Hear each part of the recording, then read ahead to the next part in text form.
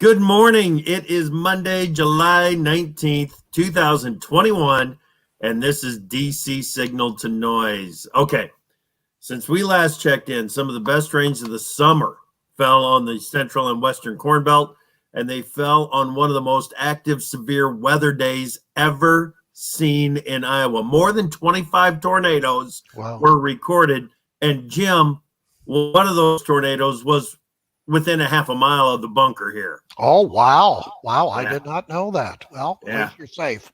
Yeah, absolutely. Cut a nice path through the timber. So now there isn't much, if any, rain in the forecast, Jim, and the grain markets actually traded higher on Wednesday last week when it was raining, when all that rain was falling, an inch and a half here, which was more than I'd had in the previous 45 days. Because of the forecast, there's just not a lot of rain in there. No, and they're looking at the fill or the lack thereof, right? That's right. As the crop develops. Yep. Yeah, we've got some heat coming in along with no rain. And even before the introductions, I'd like to talk a little bit about baseball for a moment. The Cubs won 2 of 3 in Arizona since the All-Star break. Nationals lost 2 of 3 against the Padres in D.C. And one of them we allowed 24 runs, cheaper by the 2 dozen. Yeah. I saw the score and I just thought, no, that can't be right. There's 13 run pools that are played. You know, if you score 13 runs because it's such a huge number, 24, are you kidding me? Yeah, it was just, I turned it off way before, but still, when I saw the final tally. And then we had a little raucous time over the weekend with a suspended game. Usually a suspended game is because of weather. This case, it was 4 shots at least outside the stadium. Yep. And they had to suspend it. So I hope that's not the new normal there. Yeah. And it's like you mentioned over the weekend, Jim. You know, now we got to watch out for copycats at events like this, and that's how people are. They'll just be perimeters around the ballpark, much like you have other congressional offices here. So if they keep it up, it's just a wild world now. That's right. All right, I'm AgriTalk host Chip Flory. That is Pro Farmer Policy Analyst Jim Wiesemeyer. Before we look ahead, let's look back at some of the happenings, make sure that we understand the signals that were sent. There was a couple of things happened at the end of last week, Jim, that I want to talk about. There was another court ruling affecting the renewable fuel standard. Tell me about it. Well, the U.S. Court of Appeals for the district ruled in favor of Enviros, Chip, who challenged EPA's conclusion that the RFS levels for 2019 did not pose a danger to the habitats of endangered species. And the court said EPA violated the Endangered Species Act by not consulting, with the U.S. Fish and Wildlife Service and other entities. So it orders EPA to reassess the 2019 levels, but they rejected claims by the biofuel industry that EPA set the 2019 levels too low, and a claim by refiners that the levels were set too high. So there's where some of the groups are saying it was a win-win, but this just adds to the murkiness of the courts and the RFS, because it's not clear what impact the ruling is going to have. And history shows, Chip, that it may not be a quick turnaround on a re-examination of the issue by EPA, because as you know, we're still waiting, for the RFS for the next 2 years. Yeah, Jim, normally when I see a ruling like this, it's pretty clear what the impact is going to be. And I agree with you. I'm not exactly sure what the impact of this ruling is going to be on the enforcement of the RFS, the willingness to enforce the RFS, the willingness to allow for SREs or the renewable volume obligations that we're waiting on, like you just mentioned. I need time to digest this one yet, I think. Well, from an editorial perspective, Megan at Pro Farmer emailed me or texted me Friday at deadline time for the evening edition of Pro Farmer, and she said, "Should we cover this?" I said, "No, because it's too murky." So yeah, sometimes you got to pull back because when a conclusion is not clear, you don't want to muck it up any more than it is. Dude, that was my exact reaction when Davis said, "Do we need to cover this on AgriTalk on Friday afternoon?" Because it came out just before we went on the air. Oh yeah, on Friday afternoon, and I was just like, I don't understand the what this all means. So no, we probably had better stay away from it. I agree. Okay, we'll figure that out this week. DACA. A DACA ruling. What was this? Well, the DACA ruling was, it wasn't, most of us thought that Obama's initial ruling, executive order, by the way, was unconstitutional. And that's basically, what a Texas federal judge on Friday ruled. So he didn't stop, it shields certain illegal immigrants from being deported. It's unlawful. And he blocked new applications from being filed. It does not impact existing, dreamers here. However, this is going to put pressure on Congress and the administration to come up with a new solution. So watch these pending infrastructure bills for this area, Chip. But I thought what was ironic is President Biden said he was going to appeal something that a federal judge ruled was illegal, yet they won't appeal something regarding meat processing line speed. So again, the oddities of Washington continue. Yeah, that it's still a major point of frustration for many people in the hog industry that hasn't been appealed at this point. I'm going to jump forward a little bit, Jim, since we're talking DACA. There's a Senate Judiciary Committee hearing on immigrant farm workers and Feeding America on Wednesday. It's another information gathering session. Is that what it is? Absolutely. It'll show once again that the U.S. ag sector needs additional workers, and with a realistic look at the immigration topic, that's needed. But until you have these warring you don't want to have amnesty, a blanket amnesty, but yet that's what some Democrats are going to try to push in this reconciliation measure. I don't know whether the parliamentarian will allow that, because that's policy on a budget reconciliation bill that usually is thrown out. So we have several hurdles regarding this, but information is always good. But I think the ag sector already knows that we need workers, whether it's meat processing, horticulture industry, forestry industry, etc. Chip, we have the information. I think that's exactly right. And there's been so many times that it feels like we get close. The Modernization Act, the Farm Worker Modernization Act, felt like it was going to get some momentum going, and then all of a sudden it feels like it gets pulled back because those that are looking for a bigger overall adjustment to the immigration plans realize if they give it up on farm labor, they're losing leverage to get what they might want someplace else, right? Yes, absolutely. And you saw where the migrant surge continues along the southern border. The Customs and Border Protection, reported that almost 190,000 migrant encounters in June, and they made more than 1 million arrests at the border so far this fiscal year, and that's already more than a full year total since at least 2005. So this open border, they can call it a closed border, but it's not. It's open. It's free fall. Okay, let's take a look at a couple of things over the weekend. OPEC and Russia reached a deal, right? Yeah, and it's hit the crude oil prices today. What they did is they agreed to increase production by 400,000 barrels daily. And, that was restoring the capacity, Chip, that they cut at the start of the pandemic.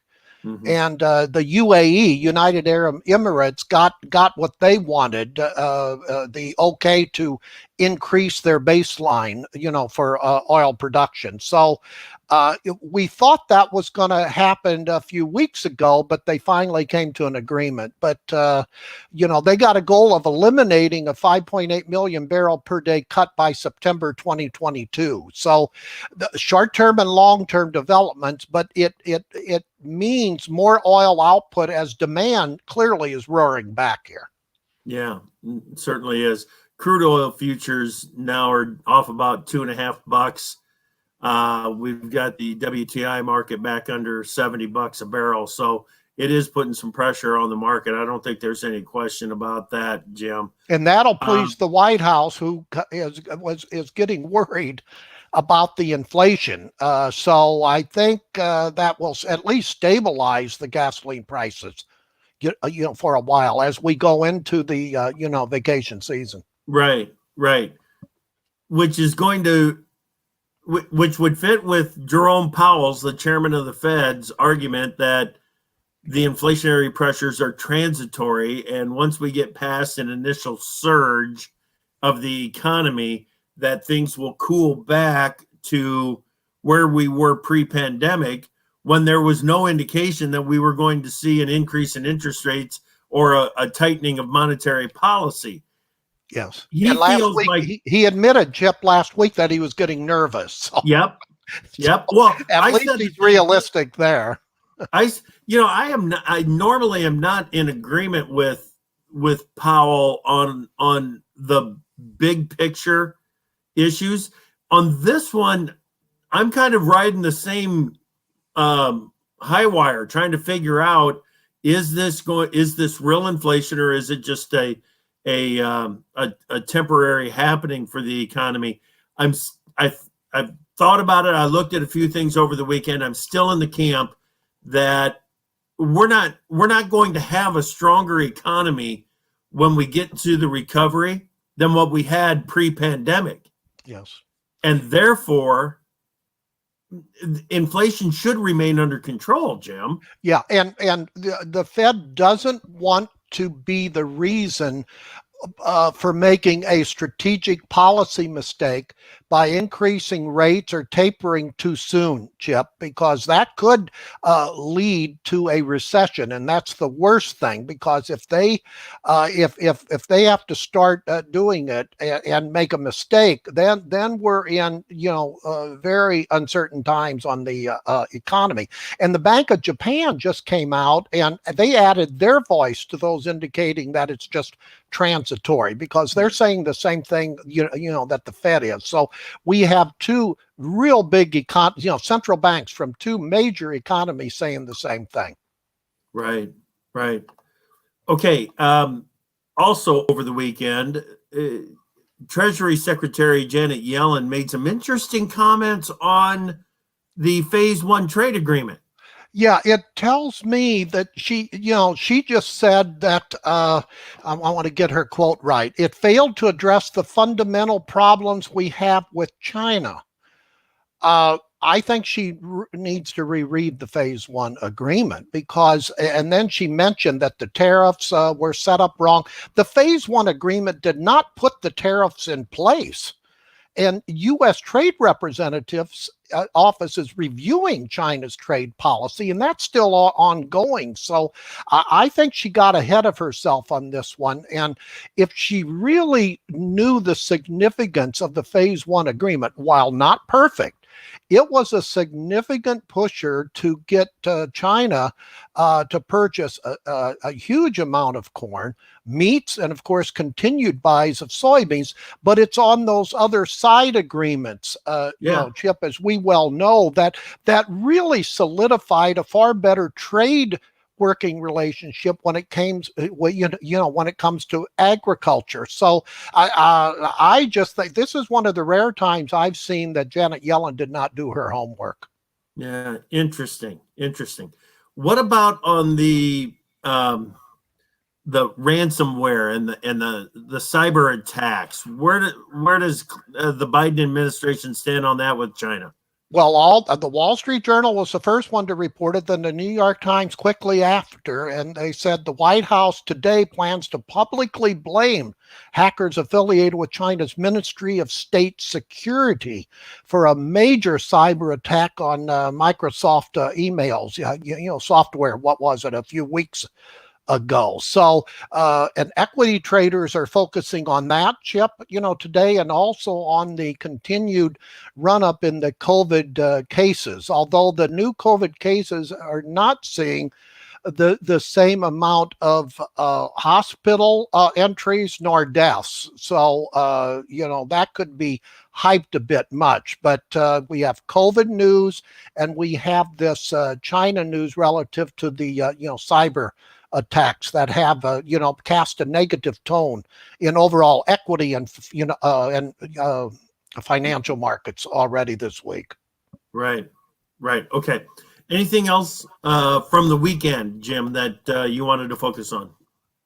No, those were the main ones, Okay. because we're gearing up, Chip, as you well know, this week to whether or not Wednesday is going to be D-Day from on the Senate side. Chuck Schumer, the majority leader, says that he wants to start the process on both infrastructure bills, the physical and the human infrastructure bill. But boy, over the weekend, it was,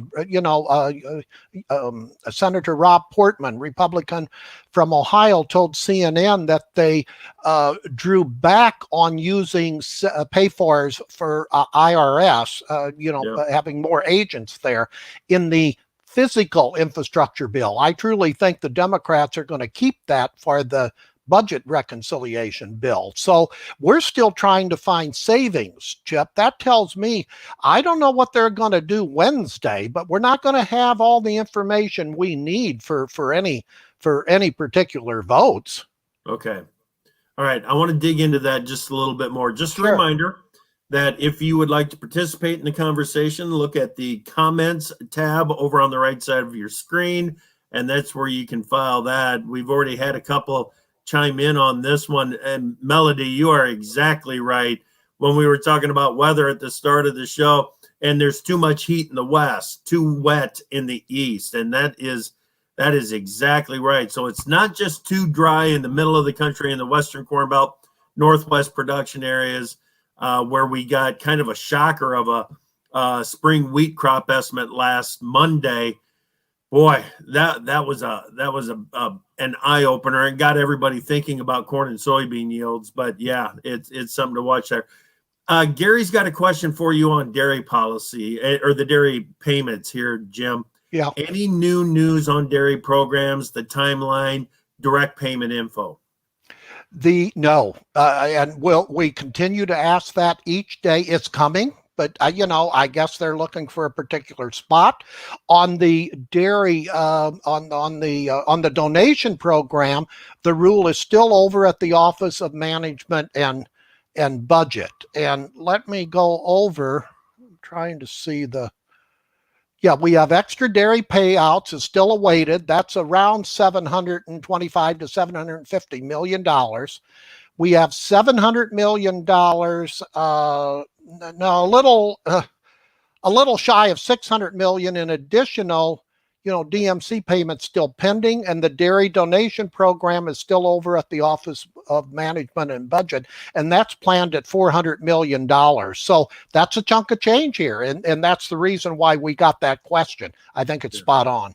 Yeah, very good. Last week there was another payment program announced I don't know how detailed it was, but there's going to be payments out to hog producers that were forced to euthanize some of the animals. There was a mention of an additional program that would be there to compensate some producers for losses, even if they didn't euthanize, but if they had to sell hogs into a market that was severely depressed. In other words, they basically gave them away instead of euthanizing them. That there would be some compensation for them too, right? Yes, absolutely. That gives the Secretary Vilsack flexibility here, there. And he has mentioned that on AgriTalk Yeah. as about a month ago.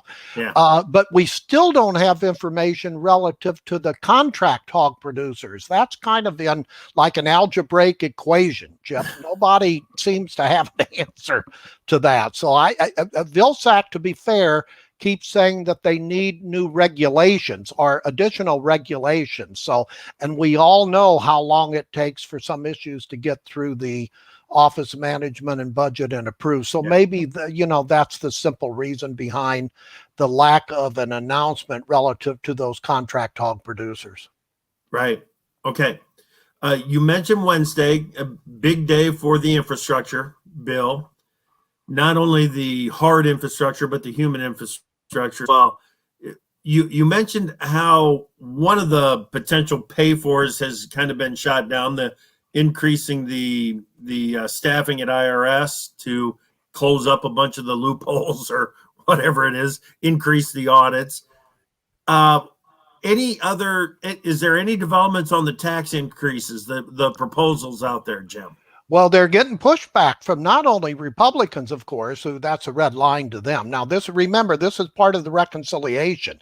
So this is the go it alone bill. So you really have to focus on the Democrats. But even a number of Democrats don't want the corporate tax, as high as the White House is saying. So, and on capital gains, whatever has been announced, Chip, it'll be much lower levels. And even the agriculture portion, there's been a movement to carve out an exemption for agriculture. But, some pretty smart thinkers tell me, watch this carve out language if there is some. Sometimes there's problems in implementing any carve out. In other words, they're telling me that it could be shady as far as whether or not it would be effective. So again, what we're raising are more hurdles rather than answers right now. But I'll tell you one thing, $3.5 trillion.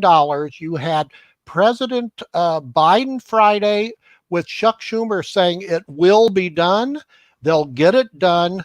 And while many people in this town say they won't, finish that, bottom line, they have enough money to offer centrist and other Democrats to come on board because they need every Democratic vote in the Senate in order to pass this.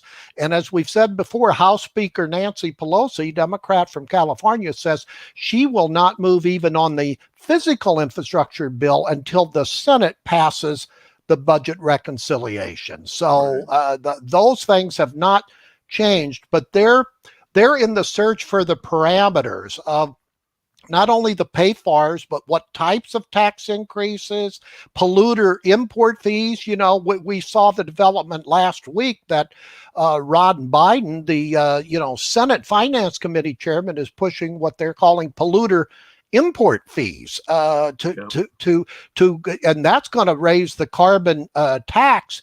That would definitely be a negative impact on the U.S. ag sector because of fertilizer, because of the raw materials, steel and aluminum for farm equipment. So again, a lot of high anxiety. So the next month or so is going to be very important to see how these issues unfold, Chip. Yeah. Oh, yeah, absolutely. We talked about the carbon tariff, if that's another thing that we could call it, on Friday on the Free For All with Sean Haney from Real Agriculture, Real Ag Radio. I thought that was a very interesting conversation. I want to go back to the carve out very quickly, Jim. Sure. Because when I read your report on it, it says the budget deal seeks to acknowledge those concerns by calling for a budget resolution to bar tax increases on small businesses, and family farms. How do you define? Why do it? How do you define those? But then why do it? That's where the money is going to come from. Yeah, well, yeah. If they keep on willowing down the pay-fars, so I think there's going to have to be some deficit financing in this $3.5 trillion. Once you have something this huge, you're going to have issues, Chip. Yeah. And look at this. Biden again said, these are quotes, that this is going to be the biggest spending since the New Deal. Yeah. Well, the New Deal is when we were going through a depression. Yeah. And we're going through nothing even similar. We're worrying about inflation now, Yeah. and a pretty good economy for now, even though it's going to settle down over the second half of this year. So again, you just shake your heads. But Democrats see this as a once in, I think, a lifetime, not a chance to really significantly change the scope and depth of government programs. Period. Okay. Couple of other areas here. Stabenow isn't very impressed with the amount of money dedicated to conservation issues. She wants a lot more money. Put a number on it. Again, I'll quote the algebra: 40 billion, 50 billion more added to conservation, really as a way to deal with the coming unfolding of the climate change provisions in how they impact the ag sector, and this will help them move to more of a conservation type program relative to the carbon credit. So I think her idea is okay there. And there's also a benefit in her judgment, and I think she's spot on there, that this would mean a higher baseline going into the new farm bill whenever it is written. Now, the Democrats are starting to say that they want to start the 2023 farm bill process later this year. Well, they may start it, but they're not going to end it, because we don't know that nothing's major is going to happen until after the 2022 elections, Chip. But Stabenow usually gets what she wants. I will say that. She's effective, and she has a very effective staff. So I wouldn't dismiss this huge increase in conservation spending tied into the budget reconciliation package. Got it. Okay. Give us an update on broadband, because I've seen the money jump from 43 billion to 50 billion. Now it's 65 billion. Well, 65 is in the total infrastructure package, the physical infrastructure package. Then we had the House Ag Committee sign off on $43 billion just for the rural sector. I mean, some of these numbers are just mind-boggling. But I think some of the provisions in the House Ag-approved bill are good, that give some muscle to states to take on these major internet companies, and we've seen that in North Dakota. Anyone who wants to know how to do effective high speed, not just internet, high speed internet in a rural state, look at North Dakota, because they've done it right, and they challenged the big companies years ago, and they have a very effective program. Yeah.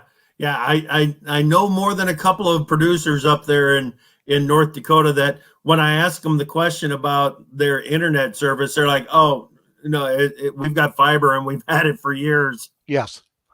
So it can be done, and nobody's looking at, they throw these billions of dollars. I wish Vilsack would take a look at North Dakota and clone it. I mean, you talk about cloning. Let's clone that one, Jim. Yeah. Good stuff, Jim. Okay. Last thing I want to do in the week ahead, Friday, Tokyo Olympic opener here on Friday. It's going to be, it's a year delayed because of the pandemic. We've got a couple of cases of COVID already confirmed on the U.S. team after they've arrived in Tokyo. Yes. It's going to be hectic, isn't it? Yes, it will. And and we're going to see, it's going to be interesting to see who they have in the stands. I was been told they're going to have these robots in the stands. So I think that's going to be interesting to see. But it's a shame that we still don't have the world ready for something such as high interest as the Olympics, Chip. I do want to add one thing, Chip, before we go off. We got the word from a couple lawmakers and congressional staff to find out what farmers and others are saying of how they think they could improve USDA's estimates relative to NASS and USDA's forecast relative to the World Board. So we put out that call to Pro Farmer members, and with this, if any listener or reader has some suggestions on not only what's wrong, okay, I think we know what's wrong, but you may want to comment, but areas to improve. Yeah. And we're already starting to get some very solid analysis from farmers and industry users of the information. So let your views known, because it looks like Congress is going to take a look at this internally or externally with USDA. Yeah, very good. Very good. We're going to be talking more about that in the weeks ahead, I'm sure, Jim. Absolutely. All right, buddy. Hey, thank you so much. Sure. We are going to turn up the volume on what's happening in DC on AgriTalk at 10:06 Central and get the market updates at 2:06 each afternoon. This morning, American Farm Bureau Federation President Zippy Duvall, Jim. Ooh. Huh? Yes. You yes, like that yes. one to kick off the Monday Absolutely. morning? Yeah, he's always good quote. He's got the farmer quotes in him, so that's why I like him. Yeah. Absolutely. All right, Jim, have a great week. Sure. Keep watching for all those signals. Okay.